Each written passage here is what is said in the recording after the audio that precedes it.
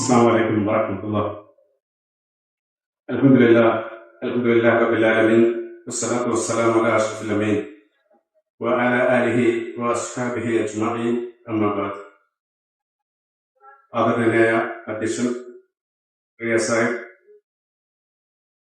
മറ്റ് മുതിർന്ന നേതാക്കളെ, പ്രിയമുള്ള സഹോദരി സഹോദരന്മാരെ, അള്ളാഹുവിന്റെ മഹത്തായ അനുഗ്രഹത്താൽ ഒരിക്കൽ കൂടി ഖുർആൻ പഠിക്കുകയും പഠിപ്പിക്കുകയും അതിനുവേണ്ട സാഹചര്യങ്ങൾ ഒരുക്കുകയും ഒക്കെ ചെയ്യുന്ന ഒരു കൂട്ടായ്മയുടെ ഭാഗമായി അല്പസമയം ചെലവഴിക്കുവാൻ കഴിയുക എന്നത് വലിയൊരു അനുഗ്രഹമാണ്.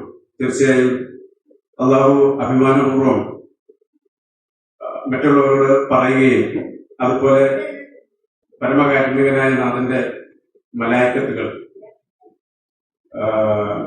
പ്രത്യേകമായി കാരുണ്യം ചൊരിയുകയും ഒക്കെ ചെയ്യുന്ന ഒരു മഹത്തായ സദസ്സാണ് ഖുർആൻ പഠന സദസ്സുകൾ എന്ന് പല പ്രാവശ്യം നമ്മൾ കേട്ട് മനസ്സിലാക്കിയിട്ടുള്ളതാണ്. അതുകൊണ്ട് തന്നെ ഏതൊരവസരത്തിലും ഇത്തരം പരിപാടികളിൽ പങ്കെടുക്കാൻ കിട്ടുന്ന എല്ലാ അവസരങ്ങളും നമ്മളുടെ പരലോക വിജയത്തിനായി ഒരു മുതൽക്കൂട്ടായി കരുതിക്കൊണ്ട് തന്നെ അതിൽ പങ്കെടുക്കുക എന്നത് ഓരോ വിശ്വാസികളുടെയും ബാധ്യതയാണ്. ഒരു വലിയ സൽക്കർമ്മമായി തീരുക തന്നെ ചെയ്യും. അതായത് തീർച്ചയായും ഈ സംഗമത്തെ ഒരു മഹത്തായ സൽക്കർമ്മമായി സ്വീകരിച്ചുകൊണ്ട് ഇതിൽ പങ്കെടുക്കുന്ന എല്ലാവർക്കും അർഹമായ പ്രതിഫലം നൽകി അനുഗ്രഹിക്കുമാറാവട്ടെ.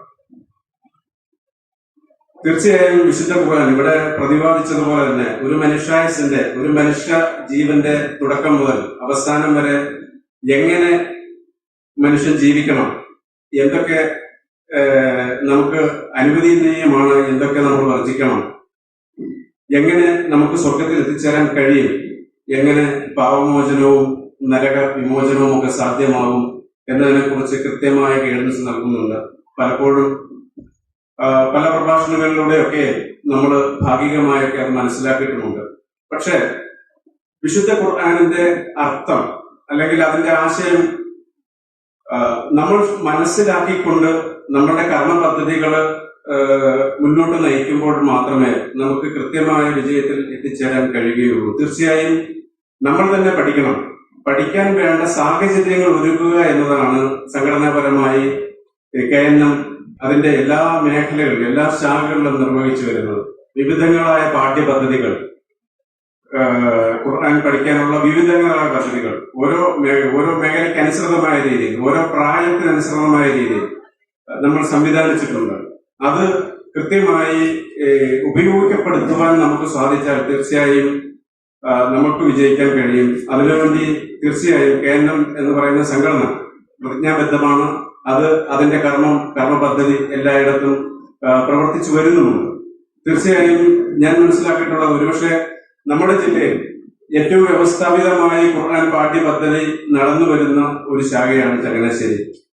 പഠിക്കുന്നവർക്കും അതിൽ വിജയിക്കുന്നവർക്കും അതിൽ പങ്കെടുക്കുന്ന എല്ലാവർക്കും പ്രോത്സാഹന സമ്മാനങ്ങൾ പോലും നൽകിക്കൊണ്ട് പഠിക്കാനുള്ള ആവേശം ജനങ്ങളിലേക്ക് എത്തിക്കുന്നു എന്നത് വളരെ പ്രധാനപ്പെട്ട ഒരു കാര്യമാണ്.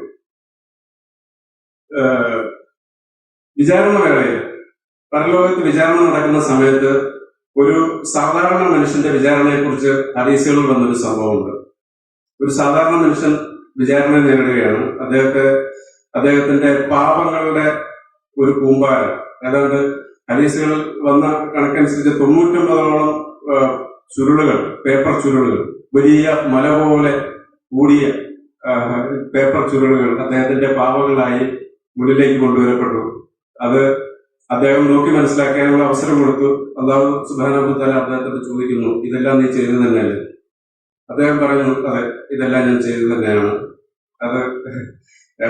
അത് ചെയ്യാതിരിക്കുവാൻ അല്ലെങ്കിൽ അത് ചെയ്തു പോകാൻ എന്തെങ്കിലും പ്രത്യേകമായ കാരണം എന്തെങ്കിലും പറയാനുണ്ടോ എന്ന് അദ്ദേഹത്തോട് ചോദിക്കുമ്പോൾ അദ്ദേഹം പറയുന്നുണ്ട്, ഇല്ല അറബേ, എനിക്ക് അങ്ങനെ പ്രത്യേകിച്ചൊന്നും പറയാനില്ല. ഇതൊക്കെ ജീവിതത്തിന്റെ പല സമ്മർദ്ദങ്ങളിൽപ്പെട്ട് ചെയ്തു പോയി. അപ്പോൾ ഇതൊക്കെ തെറ്റായിരുന്നു എന്ന് നിങ്ങൾക്ക് അറിയില്ലായിരുന്നു? അത് അറിയാമായിരുന്നു. അതും അദ്ദേഹം സമ്മതിച്ചു.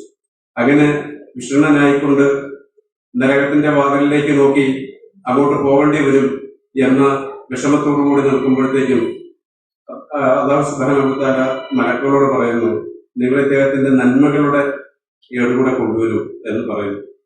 ആ സമയത്ത് കൊണ്ടുവരപ്പെടുന്നത് വെറും ഒരു ചെറിയ പേപ്പർ കഷ്ണം മാത്രമാണ്, ഒരു ചെറിയ തുണ്ട് കടലാസ്. പക്ഷെ അതിൽ എഴുതിയിരിക്കുന്നത് കലിമത്ത് തൗഹീദായിരുന്നു. അശ്ഹദു ലാ ഇലാഹ ഇല്ലല്ലാഹ് വ അശ്ഹദു അന്ന മുഹമ്മദൻ റസൂലുള്ളാഹി എന്ന തൗഹീദിന്റെ മന്ത്രം. അദ്ദേഹം ജീവിതത്തില് പാപകർമ്മങ്ങൾ ചെയ്തപ്പോഴും ഈ തൗഹീദ് ഉൾക്കൊണ്ടാണ് ജീവിച്ചിരുന്നത്. അദ്ദേഹം അള്ളാഹുവിനെ അല്ലാതെ മറ്റൊരു വസ്തുവിനെ, മറ്റൊരു ആരാധനയും സ്വീകരിച്ചിരുന്നില്ല, മറ്റാരെയും ആരാധിച്ചിരുന്നില്ല. അദ്ദേഹത്തിന്റെ ആവശ്യങ്ങൾ പറഞ്ഞിരുന്നത് അല്ലാഹു സുബ്ഹാനഹു വ തആലയോട് മാത്രമായിരുന്നു, മറ്റാരോടും പറഞ്ഞിരുന്നില്ല. അങ്ങനെ തൗഹീദ് ഉൾക്കൊണ്ടായിരുന്നു അദ്ദേഹം ജീവിച്ചിരുന്നത് എന്നൊരു നന്മ അദ്ദേഹത്തിന് ഉണ്ടായിരുന്നു. ആ നന്മ തുലാസിൽ വെക്കുന്നു, ഈ തിന്മയുടെ പാപങ്ങളുടെ ഈ കൂമ്പാരവും വെക്കുന്നു. തീർച്ചയായും ആ നന്മയുടെ ഭാഗം കനം തോന്നുകയും അദ്ദേഹം സ്വർഗത്തിലേക്ക് പ്രവേശിക്കുകയും ചെയ്യുന്നു. ഈ സംഭവം ഞാൻ പറഞ്ഞത് നമ്മൾ എങ്ങനെയാണ് ഇത് മനസ്സിലാക്കേണ്ടത്. നമ്മളെ സംബന്ധിച്ചിടത്തോളം നമ്മൾ വിശുദ്ധ ഖുർആനിലൂടെ ആവർത്തിച്ച് പറഞ്ഞിട്ടുള്ള ഈ അള്ളാഹുവിനെ അല്ലാതെ മറ്റാരെയും ആരാധിക്കരുത് എന്ന് പറയുന്ന ഈ മന്ത്രം, ഈ സത്യം, ഇത് നമ്മളോടൊപ്പം തന്നെ നമ്മുടെ സഹോദരങ്ങളായ ധാരാളം ആളുകൾ, ഈ വിശുദ്ധ ഖുർആൻ വായിക്കുകയും ഒക്കെ ചെയ്യുന്ന ആളുകൾ ഈ ഖുർആൻ ഉയർത്തിപ്പിടിച്ചുകൊണ്ട് തന്നെ അള്ളാഹു അല്ലാത്തവരെ ആരാധിക്കുന്ന ഒരു സംഭവം നമുക്ക് ചുറ്റും തന്നെ നടമാടുന്നു. തീർച്ചയായും നമ്മൾ അതിൽ നിന്ന് വ്യതിരിക്തരാകുന്നു എങ്കിൽ അതിന്റെ കാരണം ഏതെങ്കിലുമൊക്കെ അവസരത്തിൽ നമുക്ക് കിട്ടിക്കൊണ്ടിരിക്കുന്ന ഈ പ്രബോധന പരമ്പരകളാണ്. അനുദിനം നമ്മളിലേക്ക് എത്തിച്ചേർന്നുകൊണ്ടിരിക്കുന്ന ഖുർആനിന്റെ പാഠങ്ങളാണ്. നമ്മൾ അതിനെ കൈവിടാതിരുന്നാൽ മാത്രമേ നമുക്ക് വിജയത്തിലേക്ക് എത്താൻ കഴിയൂ. തീർച്ചയായും ഖുർആൻ മുൻപിലുണ്ട് എന്നതുകൊണ്ട് നമ്മൾ പാവമുക്തരാവില്ല. അതിന്റെ ഉദാഹരണമാണ് ഞാൻ പറഞ്ഞത്. ഖുർആൻ പഠിച്ചെങ്കിൽ മാത്രമേ, ഖുർആന്റെ ആശയം ഉൾക്കൊണ്ടെങ്കിൽ മാത്രമേ നമുക്കതിന് സാധിക്കുകയുള്ളൂ. അതിനാണ് ഇത്തരം വേദികൾ. തീർച്ചയായും ഇത് പരമാവധി ഉപയോഗപ്പെടുത്തിക്കൊണ്ട് നമ്മളുടെ വിജയം നമ്മൾ സുനിശ്ചിതമാക്കുക. അതുപോലെ തന്നെ നമ്മൾ ശ്രദ്ധിക്കേണ്ട ഒരു കാര്യം, ഈ വിശുദ്ധ ഖുർആൻ നമ്മളിലേക്ക് എത്തിയത് എങ്ങനെയാണ്? മുഹമ്മദ് നബി സല്ലല്ലാഹു അലൈഹി വസല്ലമയുടെ മാത്രമാണ് നമ്മളിൽ എത്തിയത്.